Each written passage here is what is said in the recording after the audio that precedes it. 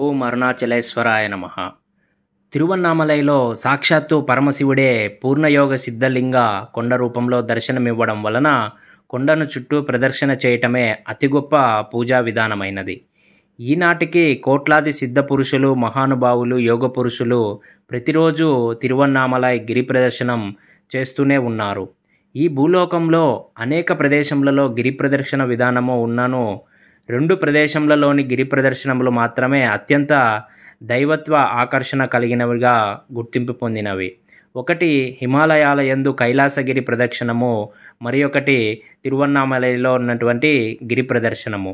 Tibet దేశం నందు దైవదత్తమైన మహోన్నత జీవితం గడుపుతున్న లామాలు అనబడు గొప్ప యోగులు నేటికి భౌతిక శరీరంతో శ్రీ కైలాస పర్వత ప్రదక్షిణము చేయుచున్నారు.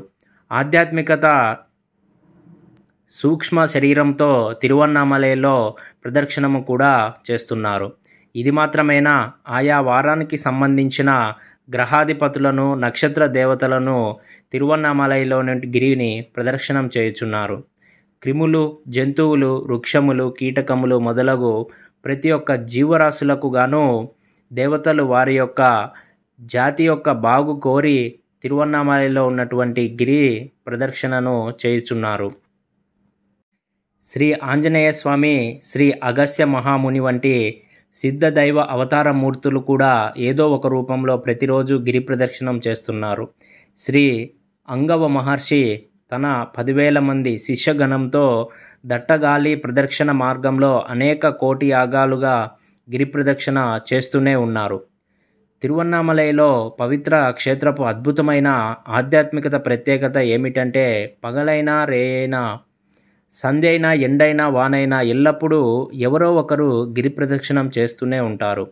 గంధర్వులు, దేవతలు, మహర్షులు మరియు శివలోకము, విష్ణులోకము వంటి అన్యలోక వాసులు కూడా తిరువన్నామలైకి వచ్చేసి భూలోక నియంతికి తగినట్లు మానవ రూపం ధరించో, లేక ఈగ, చీమ, చిలుక, రంగురంగుల పక్షి, పాము, పశువు, కుక్క వంటి రూపమును దాల్చి సర్వేశ్వరుని ప్రదక్షిణము గావించి మ్రొక్కుతూ ఉండుట వలన గిరి ప్రదక్షిణము చేయువారు మనం ఒంటరిగా చేయుచుంటిమే అని చింతయో భయమో పడనవసరం లేదు.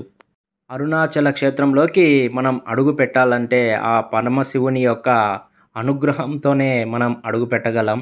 ఈ యొక్క క్షేత్రంనకు వెళ్ళిన వారు తప్పనిసరిగా గిరి ప్రదర్శన అయితే తప్పకుండా చెయ్యండి. గిరి ప్రదర్శన చేస్తే ఎంతో మంచిది. ఓం అరుణాచలేశ్వరాయ నమః. ఓం అరుణాచలేశ్వరాయ నమః. ఈ వీడియో మీకు నచ్చినట్లయితే లైక్ చేయండి, షేర్ చేయండి, కామెంట్ చేయండి.